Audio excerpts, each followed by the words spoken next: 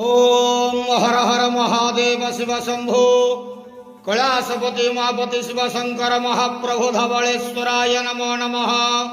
दीपं ज्योति परम ब्रह्म दीपं ज्योति जनार्दनः दीपाहरतु मे पापो पूजा दीप नमस्तुते।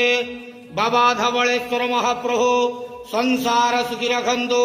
आज शुभ शनिवार रे समस्त श्रद्धालु भक्त मानक आशीर्वाद करंतु, मनस्कामना पूर्ण करंतु, कर्म क्षेत्र उन्नति करंतु, ग्रह रिष्ट खंडन करंतु, जगतर मंगल करंतु, विश्वर कल्याण करंतु, आपणकर नाम प्रकाश करंतु, सेवकर डाक श्रवण करंतु, समस्त गुआवसा भक्त मानकर मनस्कामना पूर्ण करंतु।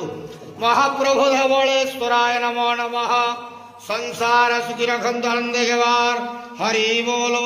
आज शुभ शनिवार रे समस्त श्रद्धालु भक्त मानक आशीर्वाद करंतु आनंदेवार हरि बोलो।